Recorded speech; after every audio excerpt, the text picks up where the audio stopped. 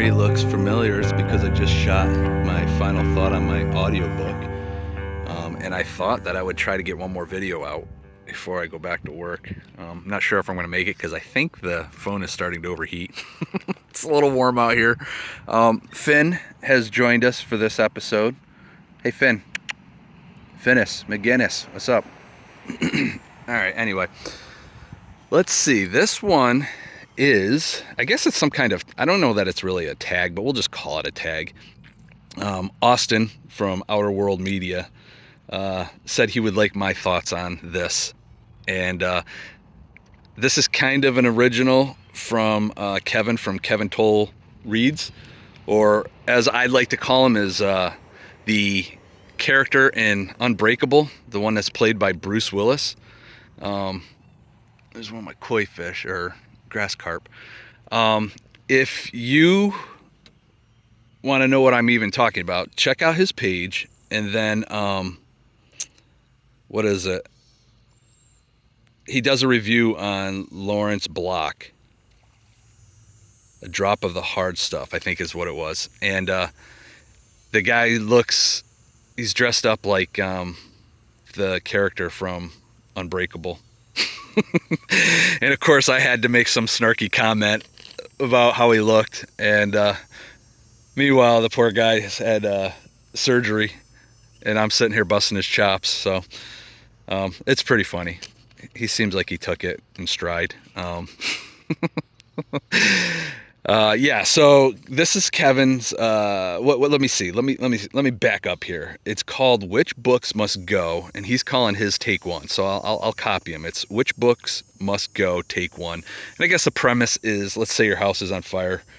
And this is an interesting concept because I'm going to give you a list of books that I would grab if my house is on fire, because we all know books are a priority when it comes to a fire. Like books first, then family members, then pets, or maybe pets first, then family. I don't know. I'm not really sure what the order of operation is, but we all know books first.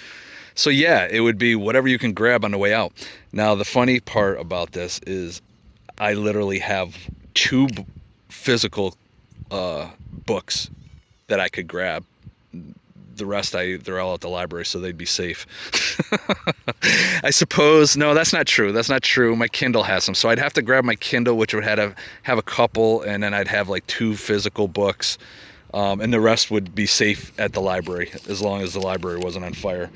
All right, enough of the nonsense. So let's see. They're not in order. The last one I give you is obviously the most important to me. If anybody knows me well enough, it's probably not going to be a surprise hint. Every video I make in the very beginning, there's 8 seconds, and I get all those from this book. So there you go. There's the answer without giving you the answer. Bonus if you know what it is. Otherwise, wait to the end and I'll tell you. That's one way to keep everybody watching. So let's see. I got my list. And I bet you this list would probably change if I did this a month from now. I think that's the whole point of the part one. So anyway, 1984 by George Orwell. It's a dystopia. Very fitting for the times we live in, but it was also very fitting for fascist Nazi Germany when this was written. So basically, not much has changed. Yeah, so that would be one of them. That's the one I would probably reread. So I would grab that. This one is for my Western buddies. I highly recommend this. I forgot about this. I had to go on my Goodreads to see. Not my Goodreads. I use. Oh, what's the other one I read? Or the other one I use? I can't think of it. It's the other one. If I think of it, I'll name it. But it's called. Ooh, listen to that. I'm 12 years old and my voice is cracking. It's a Western. It's called The Tenderfoot, and it's by Robert Vaughan. I forgot all about this book, and honestly, I started looking at all my ratings, and I have several that are in a 4.5 rating. This one happened to be a 5. So, The Tenderfoot, Robert Vaughan. If you like Westerns, check it out, guys. The other one that I would take is a Western. It's my first 5-star of this year. Boy, I'll tell you what, it's probably my favorite book right now, man. It's up there. The Sisters Brothers by Patrick DeWitt.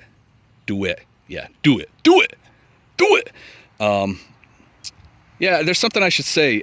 My favorite book of all time was The Stand by Stephen King, but I'm going through a little bit of an issue with King. I'm not going to get into it right now because I'm reading 11/22/63, and I think I'm going to save my rant about Stephen King for that video. So you're not going to see a Stephen King book in my list here. But you know what? Stay tuned, and you will find out what my deal is with King, or at least a little bit of what my deal is. All right, let's get back to this. Oh, here's a good one for you. It's a mystery thriller. It's Gone Girl by Gillian Flynn. You want a book, guys, that makes you want to vomit at the end, and it's not for gory issues. It's just a miserable existence, man. I bet you this book probably was on my mind for about a week after I finished reading it. Still, just thinking about it just makes me want to vomit. Good book. Loved it. So here's another one, a horror, which I just read in October, is Dracula by Bram Stoker. Really enjoyed that. I love seeing where all these vampire takes have come from. And honestly, this is probably the best. And I think I've heard several people say, why can't they do a movie off of this book? Because it would be better than anything that they've done as far as vampire movies go. And I would agree with that. And those are much smarter people than me. So it's good to see that I agree with them.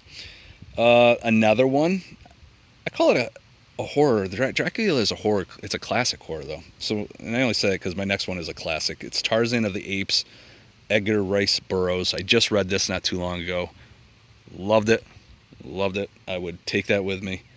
Another one from old days is, and I probably should reread this because maybe I don't like it as much, but I loved it in school and I hated reading back then. I did anything I could not to read, but I did read this one, and it's a classic, Lord of the Flies by William Golding. And I'm pretty sure most people know what that book's about. Very good. I do have two like honorable mentions. I rated them really high, but I don't know that I would grab them. I'd look at them along the way. If I grabbed a handful of books and they were like teetering, I was having a hard time, I'd throw these in the fire. And it's Rock, Paper, Scissors by Alice Feeney. I think that's it. I crossed this out because I wasn't going to mention it, but these are kind of honorable mentions. How's that? That was a mystery thriller. I really enjoyed that book. And the last one is a thriller. It's called No Exit by Taylor Adams. That one's really good, man. I'm starting to realize maybe I should be reading more thrillers, man. I rate those really high, so clearly they're my jam. I don't know why I'm not reading more of them.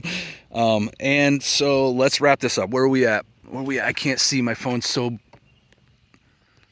it looks like 6 minutes, 7 minutes. I don't know. We're going to cut it. The Bible. That would be my number one book. That would be the only book I took if I had to. So there you go. Austin, thanks for, I don't know. Like I said, I don't really think this is an official tag. I don't know. I have a huge list of who I wanted to hear from, but when you tag people, I start to feel like we start to get into these like cliques and I don't want to say popularity contests, but it kind of feels like I want to ask people to do this. But I don't want to miss out on people who might want to do it and hope that I'd call their name out. So now it's like this whole like,